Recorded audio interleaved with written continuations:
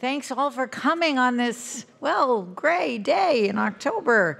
It's great to have you here. I'm Barbara Schneider, president of Case Western Reserve University, and I'm delighted to welcome you to the final day of our inaugural Innovation Summit. I hope you enjoyed last night's Thinkapalooza, where we celebrated innovation. Yeah, that was fun. And I know some of you were seeing for the first time the newly renovated Ritchie Mixon building, which is the home to ThinkBox. So we had confetti, we had food, we had music. It was a lot of fun. It's not often that we have an opportunity to bring together entrepreneurs, business leaders, researchers, academics, economic development professionals, and policymakers to discuss how innovation can thrive and also to celebrate Marty McFly traveling 30 years back into the future to October 21st, 2015 by taking selfies with the Back to the Future DeLorean. That's what you got to do at Thinkapalooza. I'm sure many of you read articles on how we measured up to those predictions when Marty McFly found in his version of October 2015 in Back to the Future 2. We have achieved some of what Hollywood predicted: card readers, Skype, biometrics, 3D technology, a few other things we haven't gotten to yet: flying cars, hovercraft, self-lacing shoes. That was my favorite. So maybe that's coming, or maybe some of you in the audience are thinking about that. It's fun to judge just how technologically savvy we become, but it's also a lesson in encouraging innovation, the big ideas, and giving us, as many of our speakers have mentioned, the permission to fail. Through failure, we learn, as many of you have suggested, often as much or more than when we succeed. It is great to have you all together to look at innovation models by sector and region to see what we can learn from each other. You've engaged in a deep dive to discuss key movements and market forces, health, consumer empowerment, additive manufacturing, the Internet of Things, neighborhood change, company funding and formation, industry-university partnerships, and many more. I'm so pleased that Case Western Reserve is a leader in the maker movement. From ThinkBox, which has written the playbook on university-based innovation centers, to additive manufacturing, precision medicine, Brain Initiative, Smart Cities, Energy, and more. We are so proud to be hosting this afternoon's Maker Session, and I look forward to learning the outcomes. We want to work with all of you to continue to advance our strong national support of innovation and the maker movement. It's timely that we're gathered here to focus on our nation's innovation. Last week, leaders from academia, from industry, and Congress convened at the Capitol to discuss recommendations made in the report, Innovation: An American Imperative. It's a statement that calls for policies and investments to maintain our leadership in global innovation. And it's led by a group of 10 industry leaders. It was signed by more than 325 organizations representing industry, research, and higher education, including the American Association of Universities, of which Case Western Reserve is a member. The Innovation Summit is a reflection of our commitment to support this national dialogue. We embrace our responsibility to invest in and encourage innovation. I think we have to all recognize the importance of innovation in the maker movement to the country's economy and to its position as a global leader.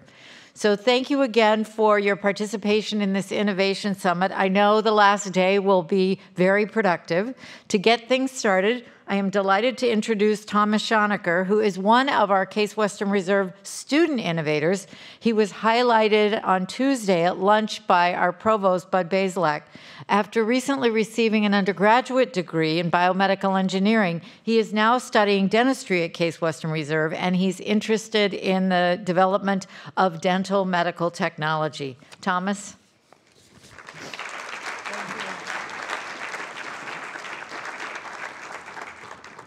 Thank you very much. Looking towards the future by engaging young people in the study and exploration of invention and innovation is one of the Lemelson Center's main focus. There, they foster an appreciation for the development of past technologies and culture and how each of these factors interact to create the nation we live in today. Leading this initiative is Dr. Arthur Molella, the founding director of the Jerome and Dorothy Lemelson Center for the Study of Invention and Innovation. Through his guidance, the Lemelson Center and the National Museum of American History has developed a wide range of publications which draw relationships between science, technology, and culture. Dr. Molella is here today to shine some light onto the development of technology and its role in modernism, along with the need of eco-cities within our society. Please welcome Dr. Art Molella.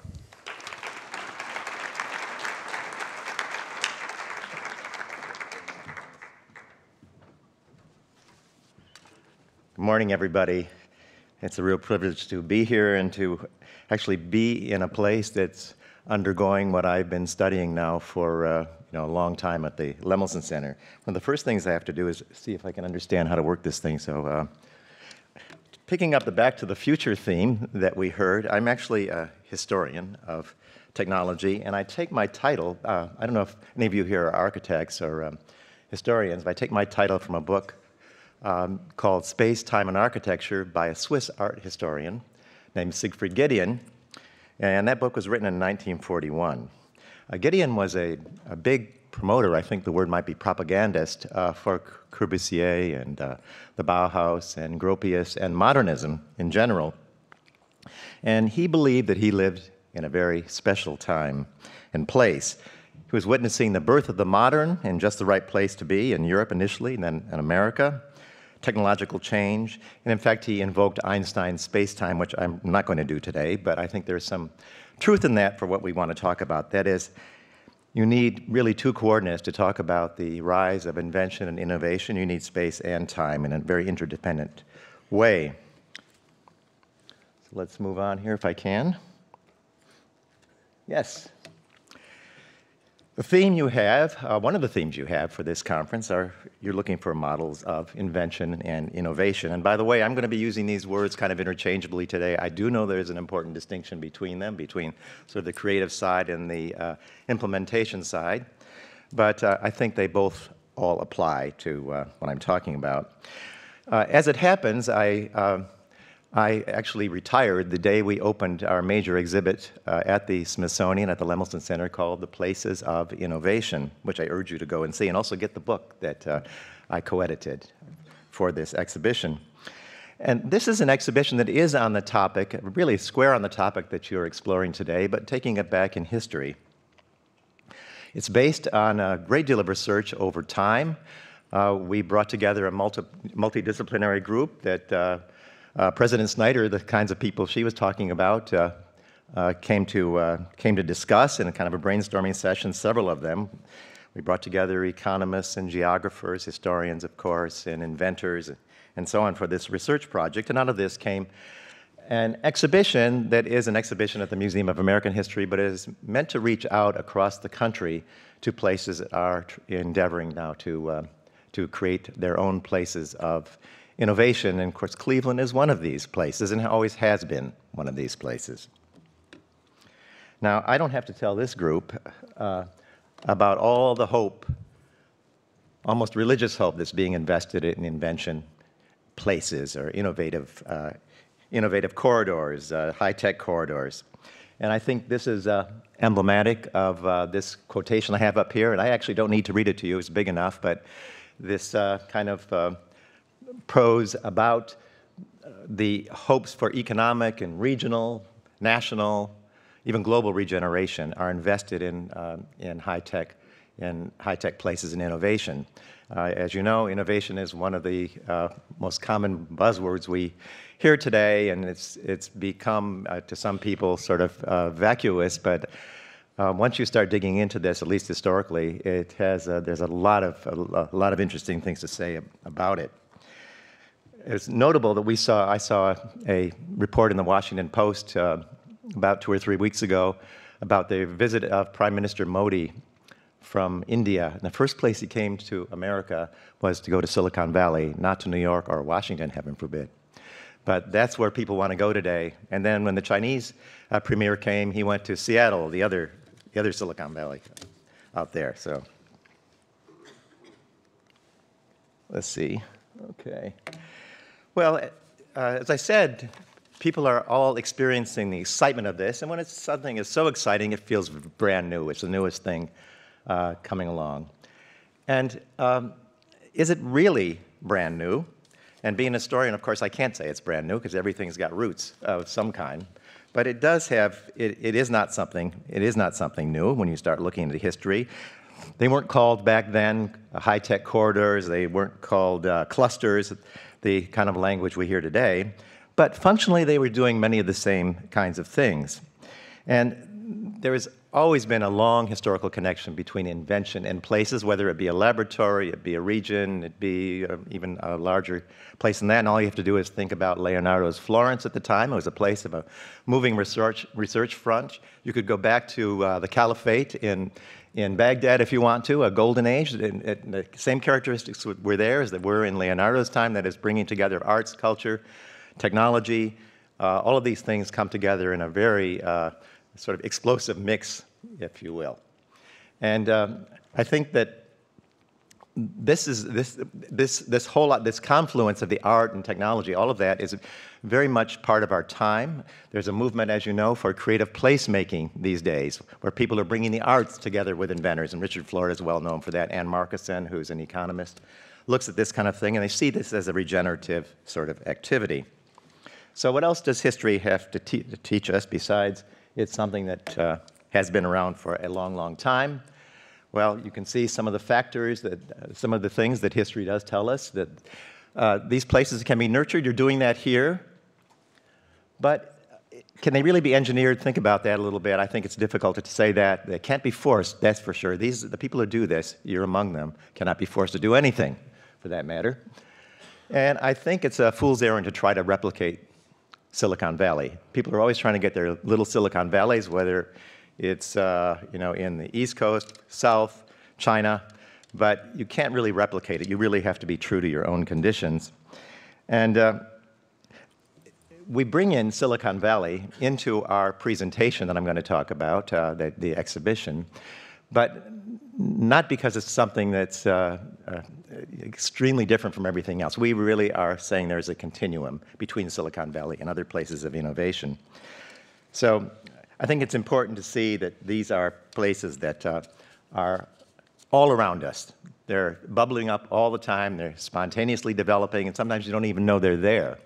And also, by the way, they fail. But we like failure, so that's okay too. Not too much of it. So just a quick overview, what are some of the factors involved in making a successful place of innovation?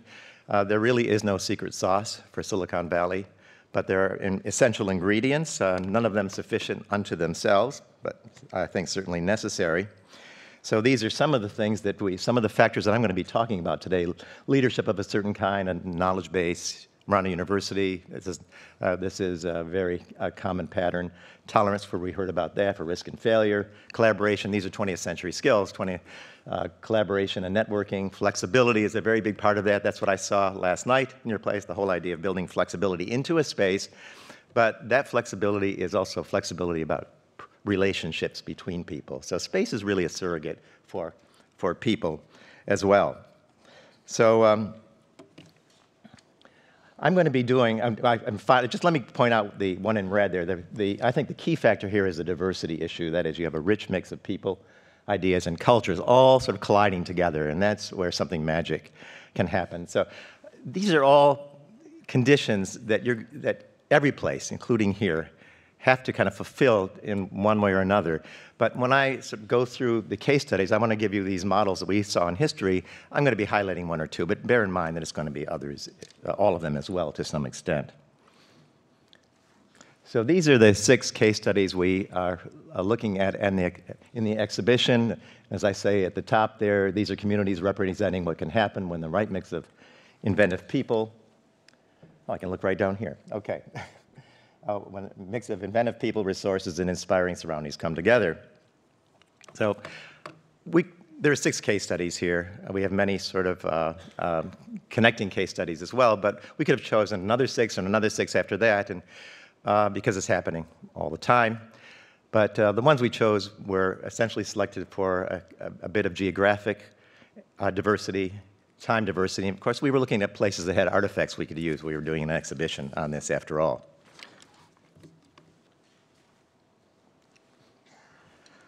So going back in time, our earliest one is in the 19th century, late 19th century, second half of the 19th century. This is Hartford, Connecticut, and we think of that part of the country, New England and Connecticut, as the cradle of the American Industrial Revolution. A lot happened there in the late 19th century. It was the birth of the so-called American system of manufacturers, which meant essentially precision manufacturing, interchangeable parts, those kinds of things that have become hallmarks of mass production. And it was called the American way. Some people despised it, but that's, for better or worse, that's what we were famous for at that time. Now, this, of course, cradle of the Industrial Revolution has fallen on hard times since then, since the migration of these places out of New England to the south and then eventually overseas. And they are looking again to the high-tech boom to resuscitate their societies. In fact, we worked with people from Hartford early on, city leaders who wanted to come and work with us about a regeneration plan for the area based on high-tech.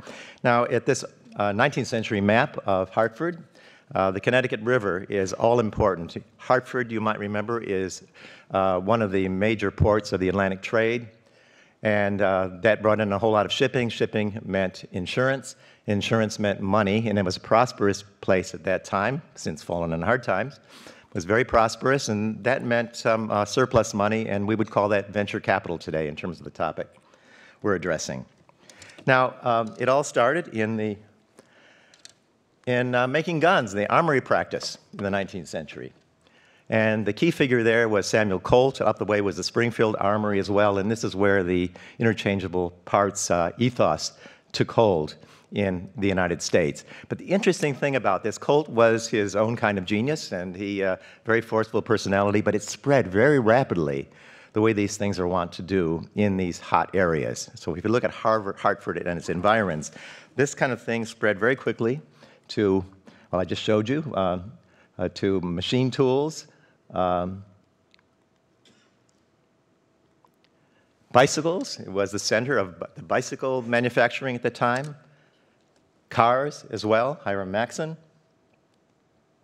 And also as a culture center. This is what happens when a place is prosperous. You have writers coming in and artists and that sort of thing. And I guess the most notable citizen from there at the turn of the last century was Samuel Clemens, Mark Twain, who was fascinated by invention, had several patents himself, but invested in a linotype machine shown here that was a bust and it bankrupted him, which required him to take a tour of Europe after that to recoup his money with a book called A Connecticut Yankee in King Arthur's Court. And if you remember it starts with a discussion of the inventing community in Hartford. And as a writer, he was an inventor as well. So you can see the confluence of all these kinds of things. Okay, fast forward, Hollywood in the Golden Age. Now, in each of these case studies, we take a particular period. You can take Hollywood in the 70s if you want. There are lots of times you can take Hollywood, and it seemed to be a particularly fruitful place for innovation. But we look at Hollywood in the so-called Golden Age of the 1930s, the late 1930s. And we also, for each one of these, as in Hartford, we looked at interchangeable parts. Here we're looking at Technicolor. Many things we could have looked at there as well. And we also highlight factors like creativity, of course, initiative, arts and technology as well, the confluence of those. Now, you may know that the movies, here's Hollywood in that period. But you may know that Hollywood, well, not Hollywood, but the film industry began in the East Coast with Thomas Edison, New Jersey, and New York. In fact, my part of upstate New York, and then moved west because why? Lousy climate. You wanted to go west to California. You could depend on the sun, and it's a huge land boom in LA at that time, and people moved west to make Hollywood as we know it. We were very fortunate at the Smithsonian to have the very Technicolor camera that was used in the filming of The Wizard of Oz. This is it. It's a 3-film process I won't go into here, but it was an invention. It was a significant invention. And the people behind it, actually, as I said, came from the East Coast, Herbert Kalmus and Daniel Comstock. Kalmus was an MIT grad. And they worked out of their own version of the inventor's garage in that period. There was a railroad car, which we show here. And they came up with a process and then soon moved out with their invention to California to not make the Wizard of Oz, but bring their camera out there. Here's a soundstage using that camera, and we overlay some of the film strips here to show you Technicolor in all its glory at that time. So there's kind of a hands-on activity if students want to kind of see how that all works. Herbert Kalmus's wife was Natalie Kalmus. You've probably seen her name on credits from movies around that time. She was the color guru in that period. Her job was to match the technology of the film with colors of clothing and cosmetics and so on. And she set up the Technicolor Advisory Service, and she became the color authority on the set, making decisions on the makeup and the costume sets and lighting and so forth. Now, the next slide, I want you to pay attention to the setting here. This is not a lab. This is a social space, and each one of these spaces, each one of these case studies will have a social space. I mean, we're in a social space right here, as a matter of fact. That's very important for this kind of activity we're discussing. You need that sort of ease of communication and sometimes lubrication. This is the Brown Derby that brought together producers and directors, but also inventors, along with actors, money of all kinds. They came together there, and this is a place where deals were made. So this so-called third space, as sociologists, policy people call this, is you can find one for every one of these places that I'm talking about, including the next one. We move on to the 1950s. This is Medical Alley in Minneapolis and St. Paul. Now, Medical Alley, they now brand themselves, and we're talking about branding in a lot of cases here, as Life Sciences Alley, but in this period, we're looking specifically at the period in the 50s and the 60s when the medical devices industry got its start, and is still famous for that in that part of the country. Now, the reasons for this are fairly clear. A lot of government money flowed into here after the Second World War. There was a renowned hospital at the University of Minnesota, and a lot was learned from the war, and a lot of money came in from the war to advance surgery. Now, the group I'm looking at was a group devoted and world leading in heart surgery as well. And well, this is just hyping the Medical Alley as one of the hot spots, along with all the other ones we know and love. Here's a man named Walter Lillehei. He's a very well-known surgeon who was very famous for his risk-taking as well, a heart surgeon. He would do things that and throw caution to the winds, and he came out okay. You couldn't get away with it today, but he did that. He was a member of the department that was run by a guy named Owen Wagenstein. Some of you may have heard of him. He was chair of the Department of Cardiac Surgery. And this department produced not only Lillehei here, but also familiar names like Christian Barnard and Norman Shumway, a transplant king early on. Now, in some of this oh my God, did I say cutting-edge heart surgery? I guess I did. I'll go with it. Cutting-edge heart surgery was very important to have some advanced instrumentation. And remember, Medical Alley, this area was also, you saw the beginnings there of the computer industry and electronics, also a post-war phenomenon. Computer industry with Control Data Corporation, and of course you had Seymour Cray and supercomputers. These kinds of things were happening. This is an important backdrop, but you had electricians wandering this hospital were there to repair some of the electronics you needed for the surgeons. And he happened to know, Lillehei happened to know, he was familiar with this fellow, Earl Bakken, who was the founder of a firm called Medtronics, which pioneered the pacemaker. Now, he sent Bakken home with some homework. He said, could you give me, like in the next 2 days, some kind of device that will keep my patients' hearts ticking regularly after some surgery? And Bakken indeed repaired to his garage with his brother-in-law, Palmer Hermansley. This is actually 2 freight cars put together, but it was their equivalent of the HP garage or the Jobs and Wozniak family garage as well. And they came up with this. This is the schematic for the pacemaker that Bakken came up with, and this launched 1,000 pacemakers as well. Now, culture fits into this in all kinds of ways, but one of the things we mention is that Bakken credits the film Frankenstein for launching his career because it showed him, awakened him to this idea that electricity is very important in its relationship to the human body. And they knew that since Galvani, but Frankenstein really kind of brought that home to him when it seemed to show that you could bring about life through this. And it stuck with him, and he says this. He has a museum out there. You may know the Bakken Museum, and a big Frankenstein movie stage is set there as well. Okay, now for something completely different, as they used to say. We moved to the Bronx, New York in the 1970s and 1980s for the birth of hip-hop. And we look at hip-hop as both a cultural and a technological innovation as well. Now, so we're going to be looking at factors like adaptability, flexibility, and creativity among the factors I listed initially. Now,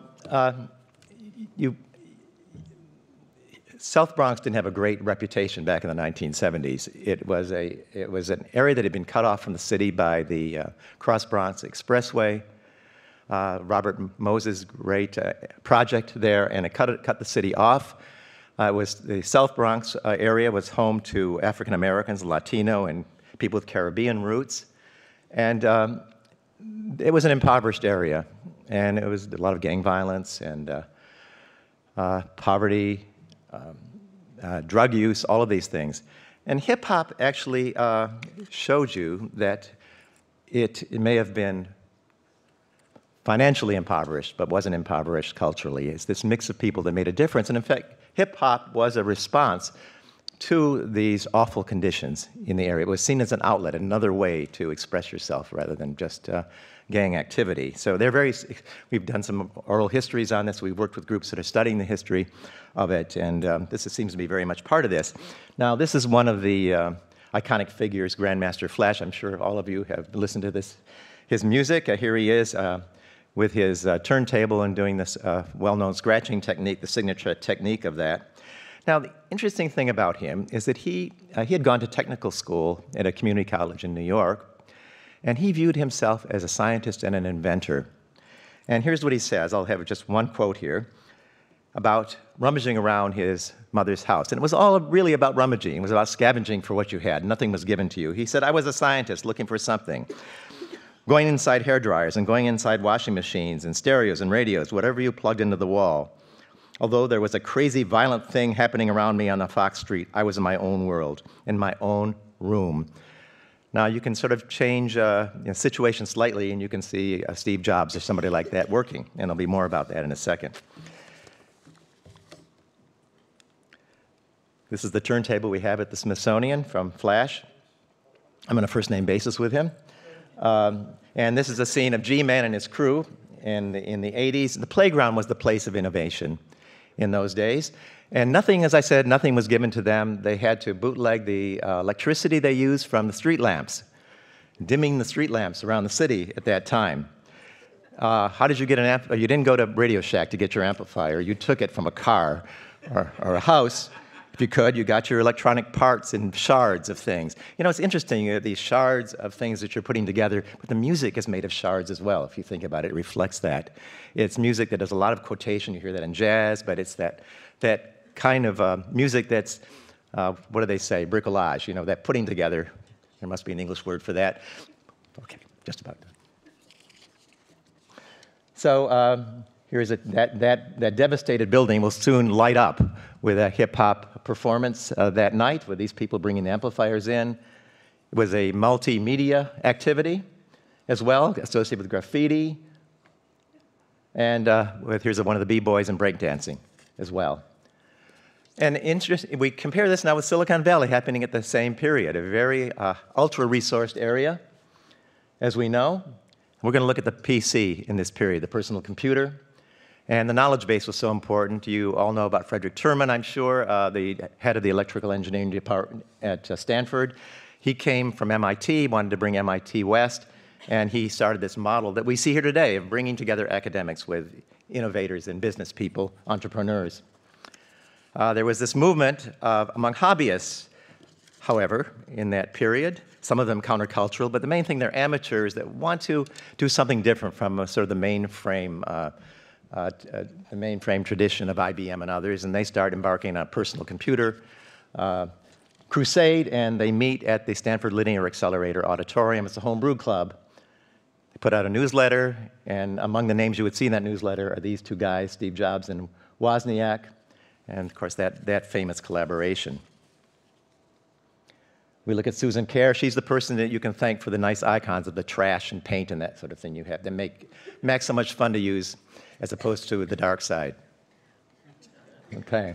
Third spaces, the wagon wheel, other watering holes were very important to the formation of the Silicon Valley, the vibrant community there. Still going on today with Buck's Restaurant. Sand Hill Road is the famous location for all the venture capital out there. And this guy, Jameis McNiven, is the doyen of all of this. I've met him a couple times. The pancakes are great in that place, and I see why people go there. So finally, we finish up. I'll draw this to a conclusion now. We want to look at a place that is a place of innovation that's happening now, and we're not sure if it's going to really become a full-blown hotspot or cluster. But so we went out to Fort Collins, and it was around the Colorado State University campus. And the people there are all environmentally conscious. They live in a beautiful place. They want to keep it beautiful, and they put their invention where their mouth is. So they started firms and research traditions that were pro-environmental. Each of these places, I haven't shown this so far, but has some kind of charismatic leader of some kind. You've got to have one or two real leaders in these areas, either technologically or have great managerial powers of persuasion. This man, Brian Wilson, is a professor at the Colorado State University. And what he did is he made a deal with the university to take an old power plant that was at a Superfund site, in a very polluted area, and he said, I'll clean it up if you let me have this for my business, and he did. This is what it looks like inside, but the neat thing about this is he spun off all sorts of other businesses in there, and they're staying with him. Among them, Amy Prieto. She is a leader in making batteries, environmentally powerful batteries as well. Third space again. How many of you have had New Belgian beer? Okay, all right. This is the New Belgium Brewery out there. It's where it all started. And this is not only where people met to lubricate conversation, but they view themselves as an environmentally responsible research place for brewing beer. What the hell? A lot of technology started with beer brewing, as a matter of fact. But this will give you an idea of why they thought, what they thought they were doing. And here's their motto, their core values. Innovation is all part of that. So just to sum up, some of the factors I've looked at are this collaboration, of course, and this mix of skills, cultures, people. Risk-taking. You need leadership, but it's got to be with a light touch. You can't be a William Shockley and make everybody leave you because you're an authoritarian SOB. Hope his relatives aren't here. Flexibility is important. You had to have people like yourselves. How many of you bow to authority? Probably not many of you. So you question authority. So I see all this happening right here, and it's really nice to watch that happen. As it happens, as I said, we want to reach out at this exhibit to places around the country that are doing this. And if you want, you can go to this website, and we have a wall here of our interactive map, which you can go to on our website, but you can come there and see this wall. It's a big map. You can go on, and people get there to document their own places of innovation. So I look forward to seeing you all online there talking about what's happening today, here and now, in this space and time. Thank you very much for this.